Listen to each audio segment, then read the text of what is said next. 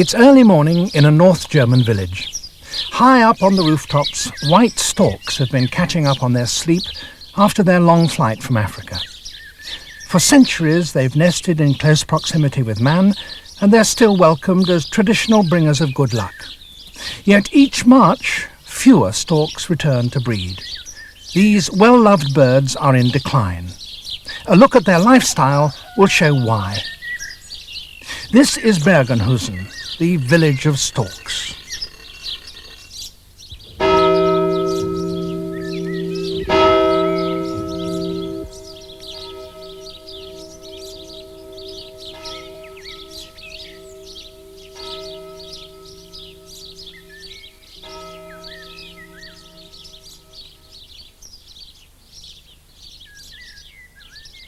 "59 pairs of storks nested in Bergenhusen in 1939.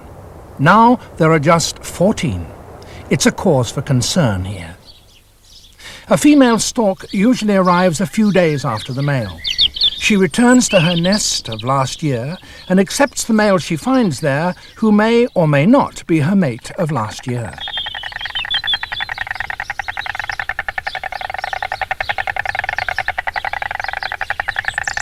Bill clattering will keep the pair bond strong and will echo around the village for the next 5 months. Most storks breed within 20 miles of where they were hatched. They reach maturity when they are 4 or 5 years old. From the identification rings, we know that this male was hatched in 1974 and his female in 1978. They form their pair bond in less than 15 minutes and soon mate.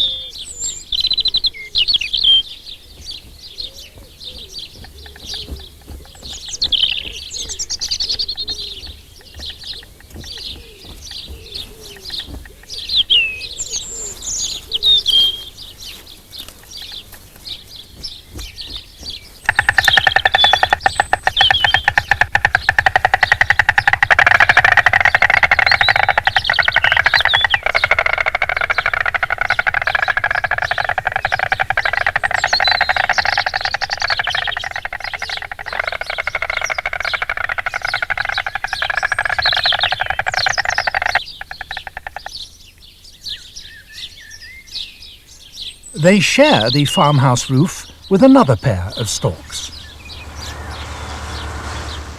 Storks, like swallows, are regarded as heralds of spring. Later on, the storks will attract many tourists, and the villagers are preparing for the coming season. Everyone enjoys stork watching, and despite the mess, it's considered a privilege to have a stork nest on your roof. Twigs are cut for the birds, some making new nests and some patching up old ones. A nest used year after year can have an impressive overhang and may weigh as much as 2 tons. The villagers fear that one day their storks will not return and that they will become extinct like the ones in Sweden and Belgium. Providing sticks helps the storks, as the sooner the nest is ready, the better the chances of successful breeding. Some nests measure over 6 feet across. Old framework needs replenishing to make it strong and safe. Then the nest lining is brought in. This may be hay, moss, or feathers. Storks have even been known to use stockings taken from a clothesline.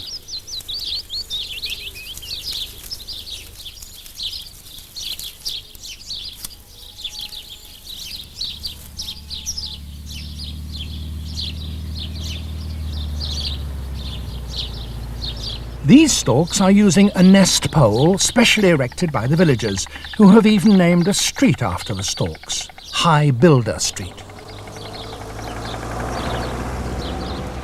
Other aspects of man's behaviour are not so beneficial.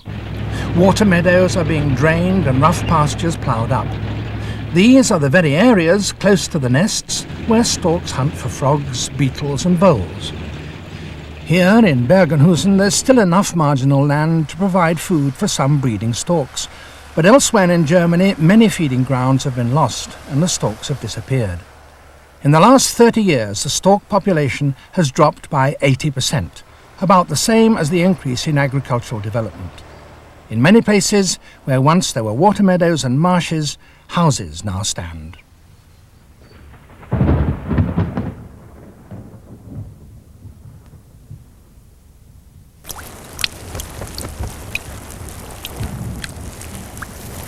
Up on the farmhouse, there are 4 eggs in the nest.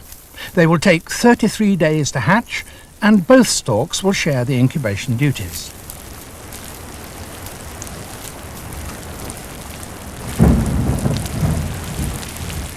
During the sudden showers of April, the female must sit tight to keep the eggs warm and dry.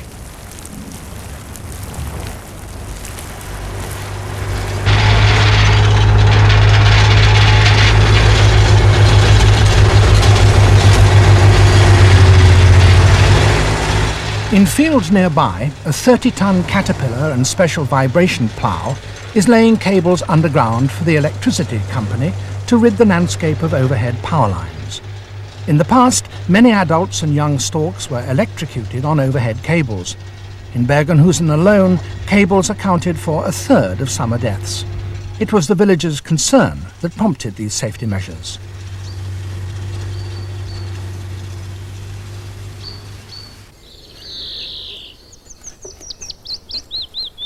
As the days pass and the weather warms, tea is taken outside on nest-side seats, and speculation grows as to whether the eggs have hatched.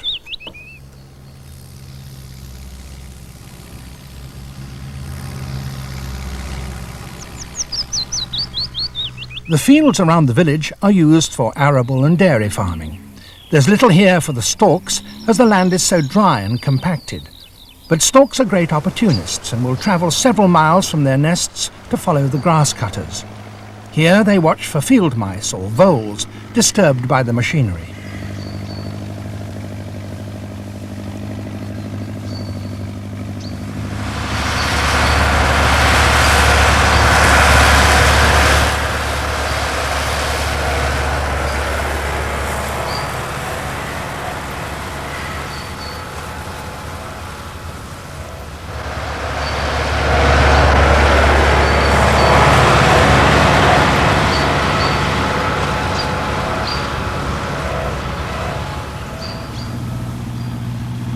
It looks a dangerous exercise, but the experienced storks seem to have the measure of the machines.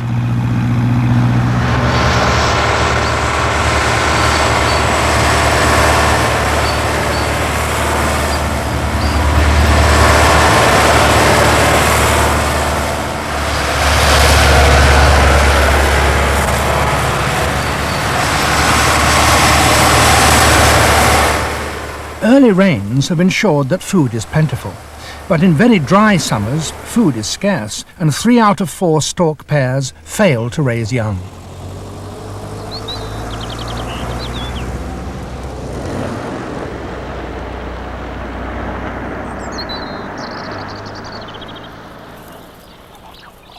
The storks will have to make many trips to feed their chicks, now a week old. Unfortunately, even in good years, it's not usual for all the nestlings to survive. The younger too often starve, and if the weather is wet, they die of cold. And they are about to be fed. The food is regurgitated from a parent's crop.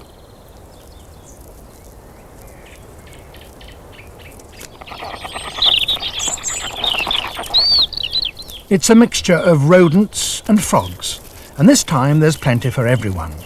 But will the storks be able to find this amount of food every 3 hours?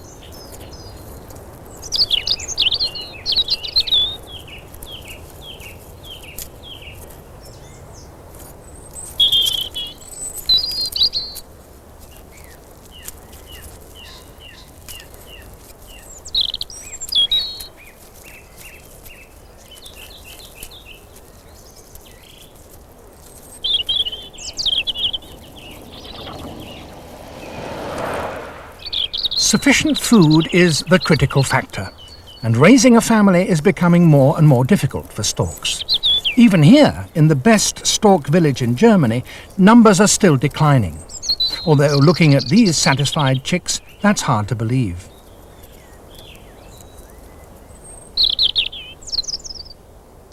There are areas in Eastern Europe where the stork population is stable or even increasing. In Yugoslavia, some villages have stork nests on almost every roof. Ancient nests regularly have 5 or 6 chicks against Bergenhusen's 2. Why? Because there's a lot of food within easy reach of the nests. There's been a week of warm weather in this Croatian village. In Western Europe, when it's hot, many chicks die due to lack of water, but there's no shortage of that here. A parent can turn it on like a tap. It carries it in its crop and pumps it out for its young. Although the process can be a bit hit and miss.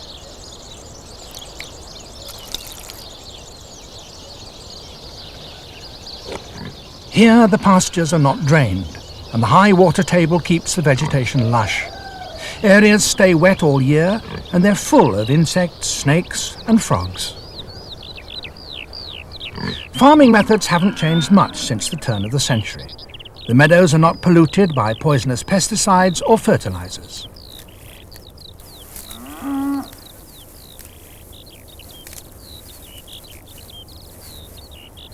There are 100 square miles of land around this village suitable for foraging storks. In northern Germany, there are rarely more than a few acres.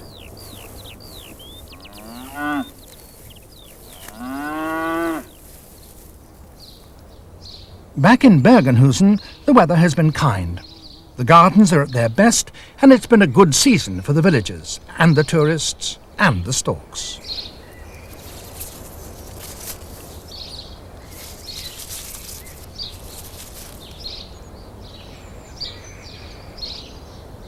Even so, at some nests around the village, young chicks have died.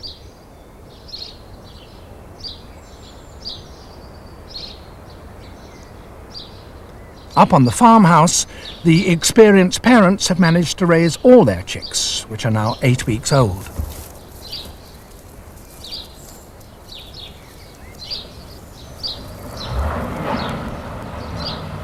More tourists arrive to take a last admiring look at the high builders and their families. By August, all the storks will have learnt to fly. The young feed in the fields, but return to the nest at night and also during the day to get food from their parents, who continue to feed them almost to the moment of their departure from the village.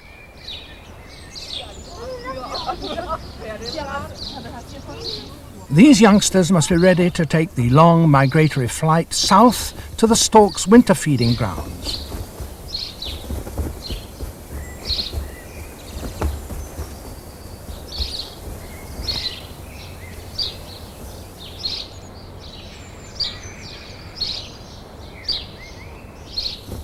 On migration, storks don't fly in a family group. The young leave before their parents.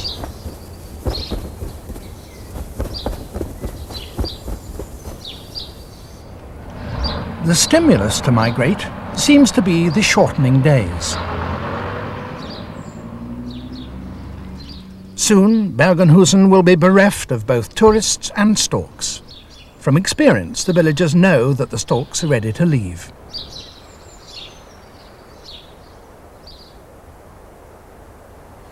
Tomorrow they will be gone. As the Roman Pliny wrote 2,000 years ago, they withdraw as if at a date fixed in advance by law.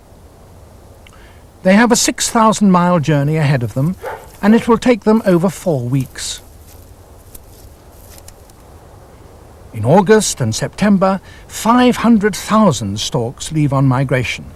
Their destination, Africa, by one of 2 routes. Some West German storks travel via the Straits of Gibraltar to West Africa, while those from Eastern Germany travel via the Bosphorus in Turkey across Israel to East Africa. These East German birds are flying southeast with other Eastern European storks, including Polish, Bulgarian and the Yugoslavian storks. Travelling by day, they gain lift on warm air thermals that are generated over land.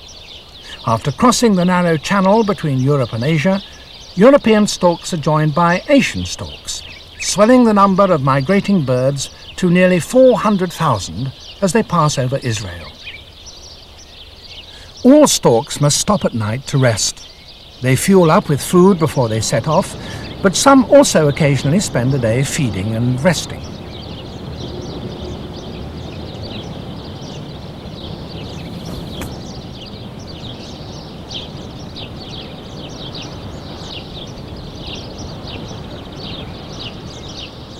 The irrigated areas of Israel are oases in an otherwise inhospitable environment, providing food and water.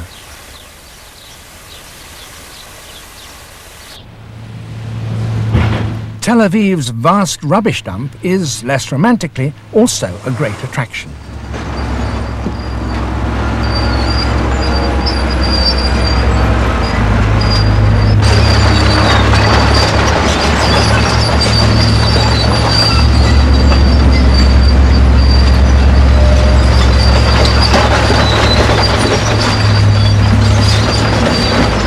Are these the pristine white stalks of the European rooftops? These scavengers? Yes, and despite the abundance of food, it's full of danger. Glass, bits of metal, plastic, rubber, and poisonous materials can all take their toll of the unwary. Migration is exhausting and hazardous, and some storks will not reach Africa.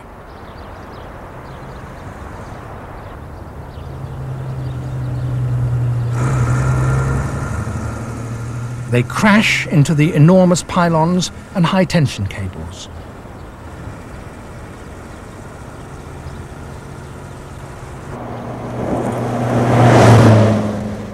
One or two collide with the fast-moving traffic.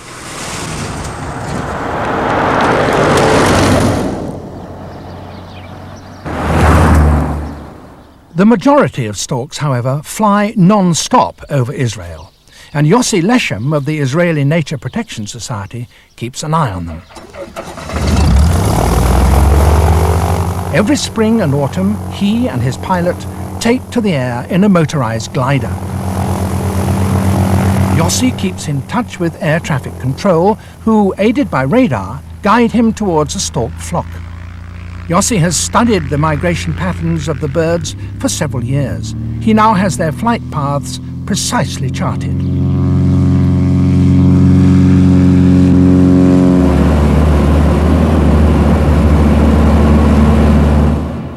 Storks take about 8 hours to fly across Israel.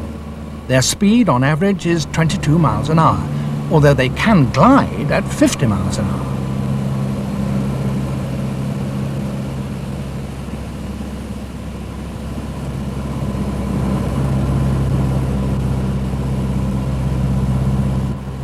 Yossi records altitude, airspeed, numbers, and the timing and dates of migration.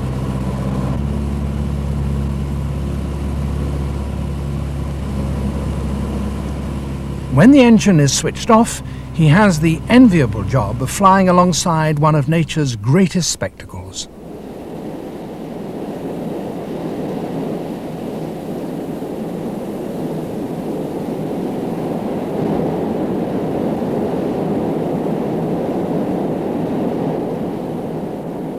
Their route takes them across the Sinai, the Gulf of Suez, the Nile Valley, and the Sudan.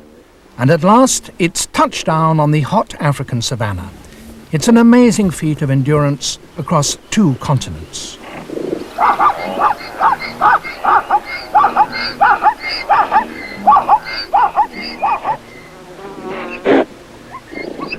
The Eastern European storks catch insects and small reptiles, and they're quite at ease amongst the game animals. These storks will have a better chance of returning to Europe to breed than those from Spain and France that overwinter in West Africa.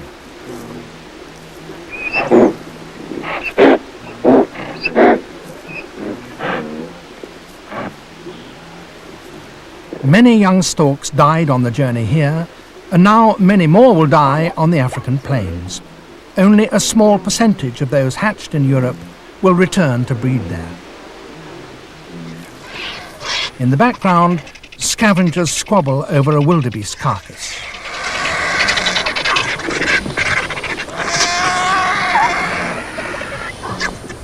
Around the edge of the scrum, ready to snatch up morsels which the vultures drop, an African relative of the white stork, the marabou stork. With its heavy bill and bald head, it's unmistakable.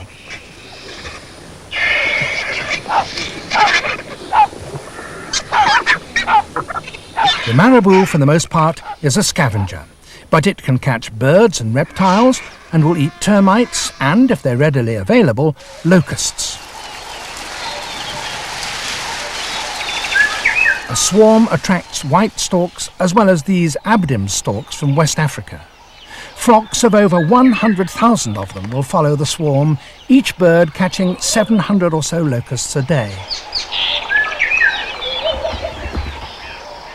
White storks rely mainly on insects to enable them to survive the winter and build up reserves of fat needed for the spring migration. Locusts are being exterminated, particularly around human habitation. But faced by this situation, the storks in the east can move on further south to find more insect food.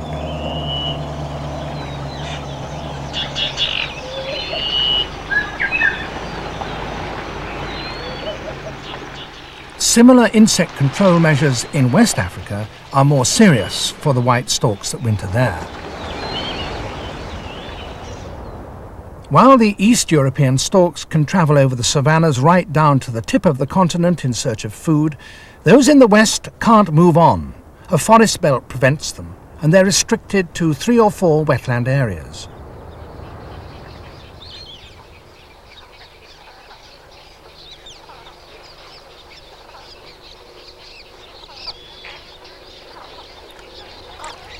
It's an important region for other European species, like this yellow wagtail, and these black-tailed godwits that have flown in across the Sahara. There are many African species here alongside the migrants that breed in Europe and Asia, but drainage and development of the wetlands threaten them all.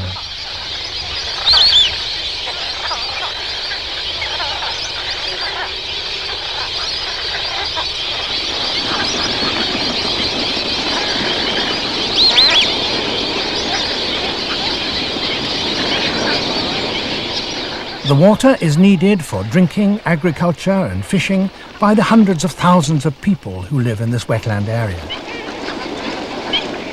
Previously, storks had a rich food supply away from human habitation.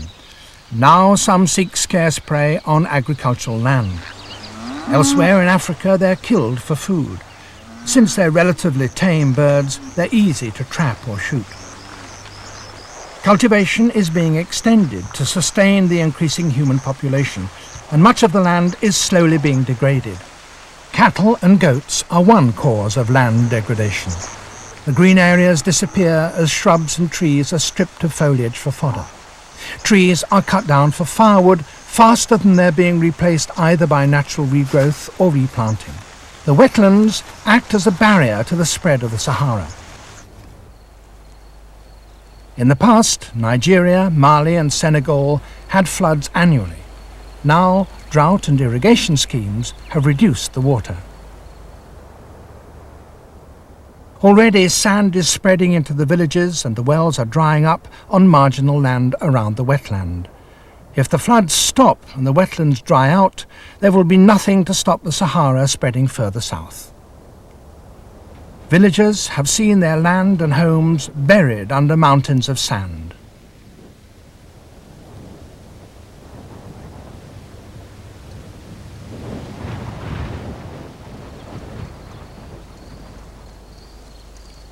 Useless for both man and birds.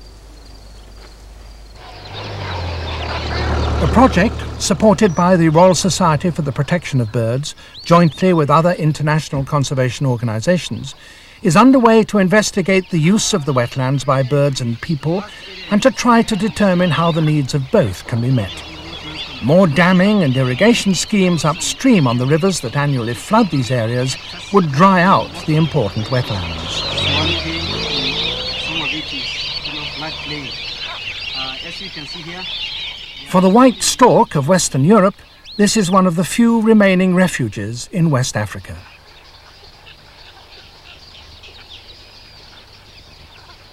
Conservationists know that drought, agricultural development and water management have all contributed to habitat loss or change. The need to maintain an annual flood is therefore of major importance. Affected by loss of habitat and poor feeding conditions, persecuted by man and contaminated with toxic chemicals, what is the future for the white stork?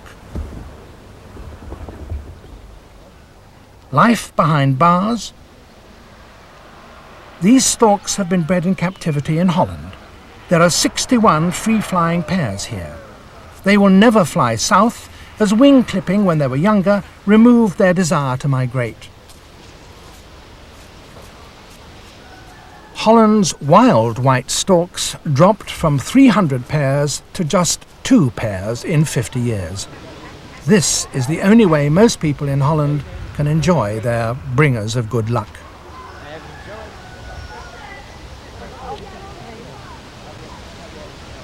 Dutch conservationists here hope that one day suitable habitat will again be available, and then future stork generations from this project, who it is believed will still retain the inborn migratory sense, will fly free to winter in Africa.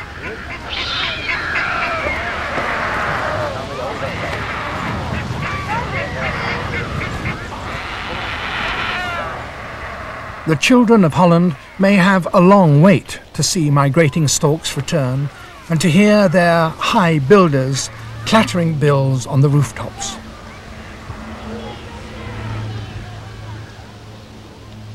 For the decline of the wild white stork to be halted, an international effort is needed. Suitable safe areas must be found in Africa and in Europe. In Western Europe, new agricultural schemes are being encouraged by the European Economic Community, whereby farmers are paid to set aside areas like this for wildlife. Will some of the cultivated meadows of West Germany revert and come to resemble the Yugoslavian pastures?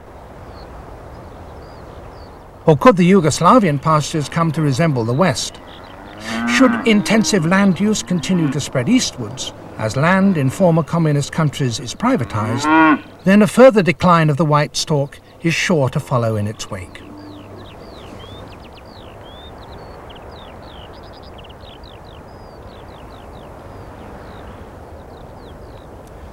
In East Africa, the white storks know that the time has come to start on the long flight from one hemisphere to another.